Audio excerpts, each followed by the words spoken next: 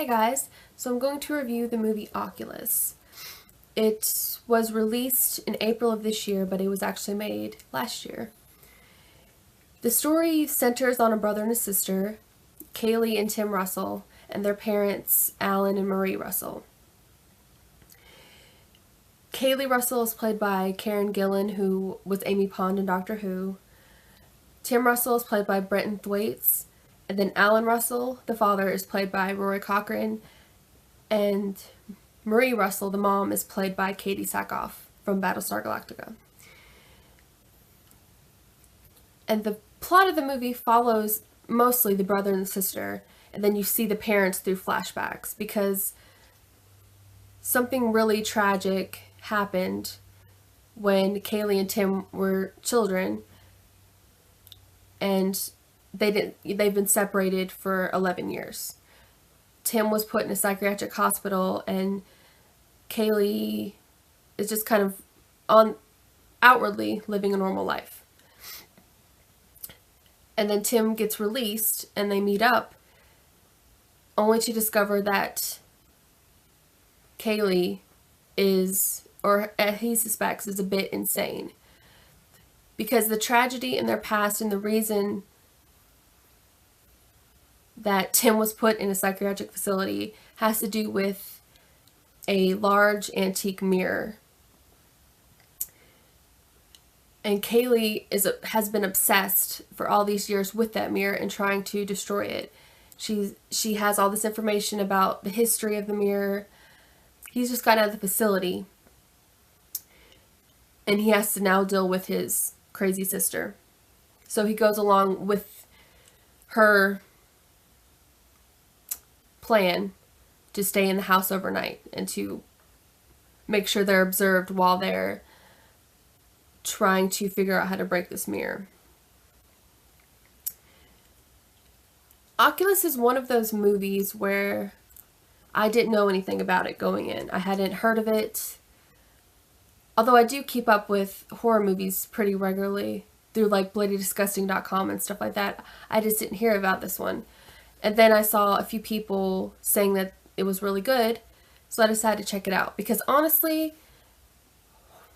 I would say probably the last 5 years or even more, American horror movies just haven't been really great. There's a lot of sequels, there's a lot of remakes, prequels, stuff like that, and although some of those are okay, there's just not that many original scripts anymore. And I always think when you go into a movie, when you don't really know anything about it, that's usually a good thing, because even if it's like slightly mediocre, it's still like a win because you didn't have any expectations to begin with. So I found that to be true for this because, like I said, I didn't know anything about it going in. I didn't even know who was in it, anything like that. And it is more of a supernatural. It's not a slasher or anything like that. There's some gore, but it's more focused on, you know, the mirror and kind of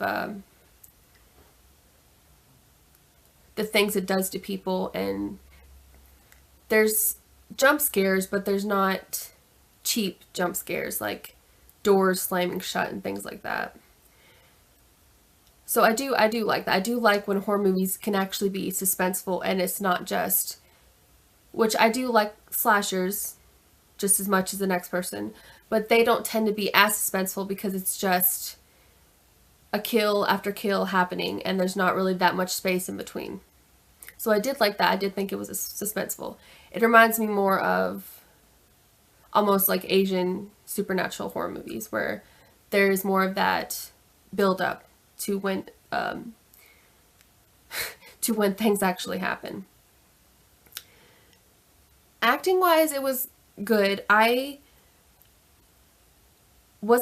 haven't, like, except for Rory Cochrane and Katie Sackhoff, I hadn't really watched Karen Gillan or Brenton Thwaites in anything before, but they did a good job. I think, okay, I take that back. Brenton Thwaites, I had to look up and see if I had seen anything he was in before, and I remember he was in which I didn't watch this movie, but like for a minute. But he was in Blue Lagoon Awakening, which was like a Lifetime movie or something. And I remember my mom was watching it, and I walked into the room to ask her something, and then I walked right back out because that was painful. So thankfully he's improved since then, because that was pretty scary.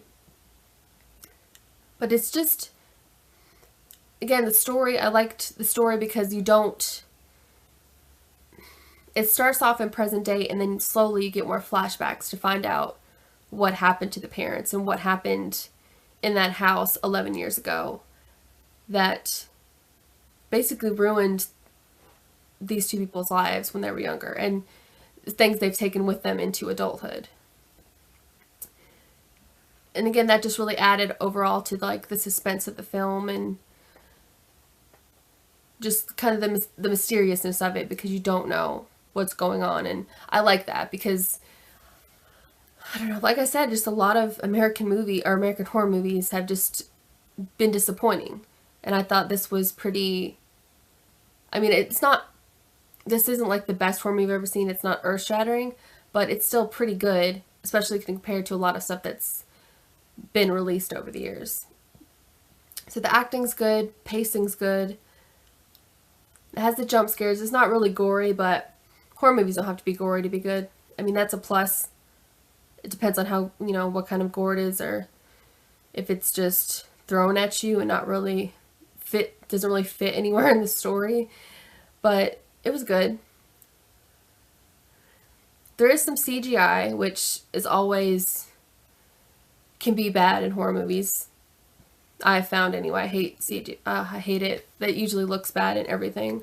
But it was the way it's used. It's quick, and when CGI is kind of used in that fashion where it's like you don't see it for very long. It's just a quick shot of something. That works better because you don't have as much time to actually stare at what is being graphically altered, so you don't see all the stuff that's wrong with it. It doesn't look that bad later on because you just see a brief glimpse of it. So yeah, I enjoyed it. It was good. Definitely check it out if you're a horror movie fan. I give it a 7 out of 10, which is pretty good for a horror movie most of the time. It was interesting, kept my attention, the pacing was good, the acting was good, really everything you would want from a horror movie, much less, a regular movie. So yeah, that's my review of Oculus. Let me know if you've seen it and what you think of it, and thanks for watching.